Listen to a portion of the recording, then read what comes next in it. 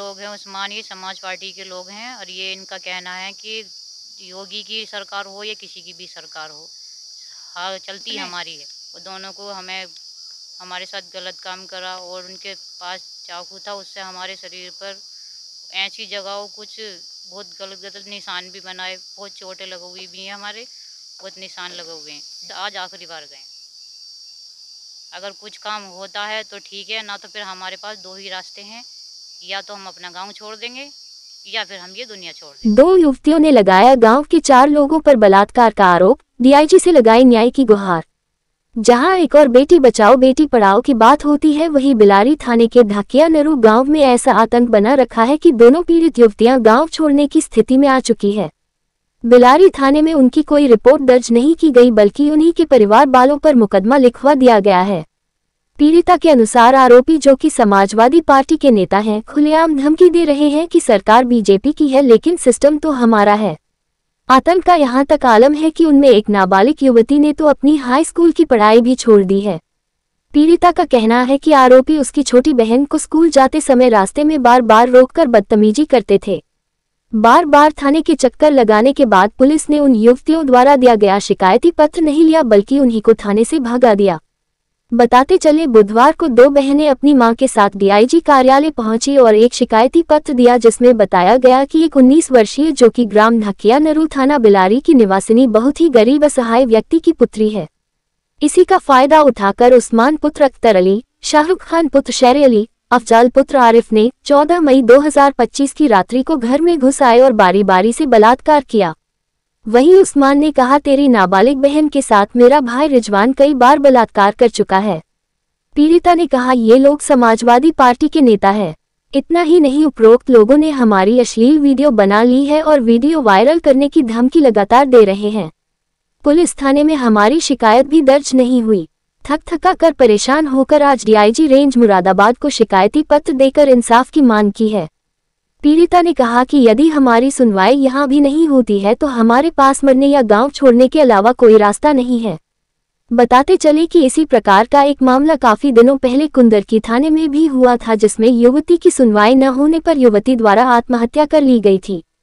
हमारे चैनल के संपर्क में आने पर दोनों युवतियों और उनकी मां को समझाया गया कि ऐसा कोई कदम ना उठाएं और कानून पर भरोसा रखें। मुरादाबाद से राष्ट्रधर्म 24 के लिए तेजभान सिंह राघव की रिपोर्ट। क्या नाम है और कहाँ पे आए हैं आप? मेरा नाम रुखसार है, मैं डीआईजी के ऑफिस में हूँ इस टाइम।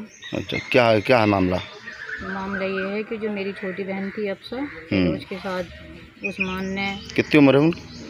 अफसा की उम्र लगभग 16 साल। अच्छा। नाबालिग हो गई। हाँ।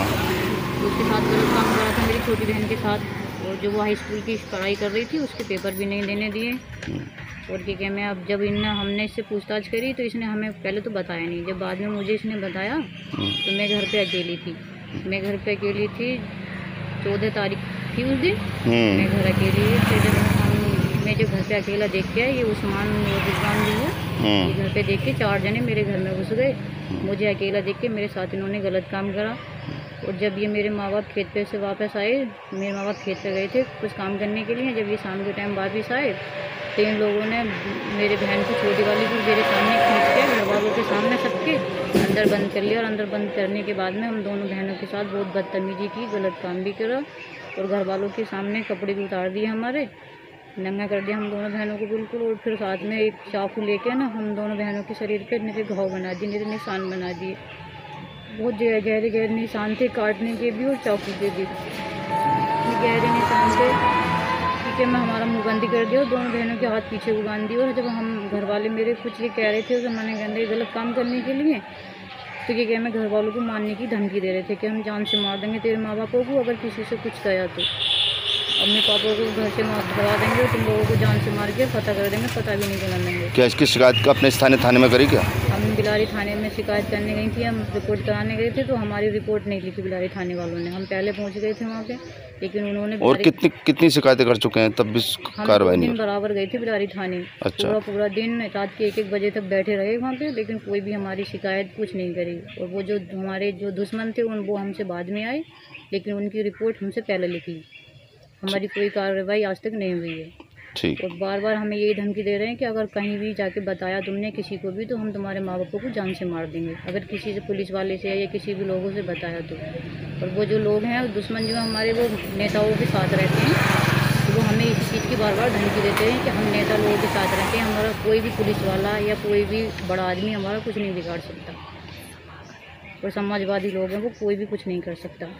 हम गरीब हैं सर, हम पे कोई पैसा नहीं, कुछ नहीं, हम इतना कहाँ से लगाएंगे। उन लोगों के पास पैसा इतना है कि वो जहाँ जो जितना पैसा मांग रहा है वो उतना ही दे रहे हैं, और हमारा कोई भी काम होने नहीं दे रहे, ना ही कोई रिपोर्ट होने दे रहे हैं हमारी, ना ही कोई सुनवाई हो रही, ना ही हमारा मेडिकल हो रहा है।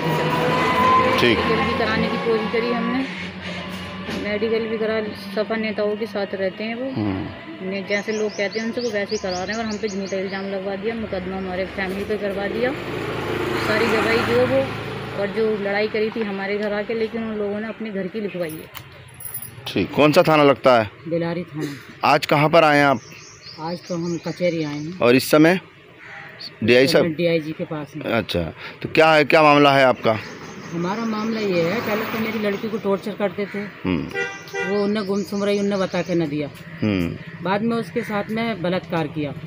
उससे हमने पूछी ताची, तो उसने हमें तो भी नहीं बताया। फिर हमने उन बताया तो हमने उन लड़कों से पूछा, उन्होंने मारधार करी हमारे घर पे आने के, हमें इतना मारा, बहुत मारा, और अपने घर की पूरी उन्होंने झूठी रिपोर्ट बनाकर थाने में दे दी। किन लोगों ने?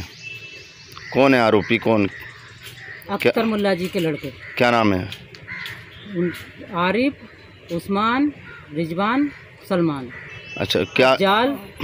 तो पुलिस में आपने शिकायत करी इसकी? पुलिस में हमारी कोई सुनवाई नहीं हुई। अच्छा, अब क्या चाहते हैं आप? अब हम ये चाहते हैं कि ये लोग हमें ज़्यादा ही टॉर्चर कर रहे हैं, बहुत परेशान कर रहे हैं, झूठा इल्ज़ाम हमारे घर पे बच्चों पे लगा रखा है, और बहुत परेशान कर रहे हैं।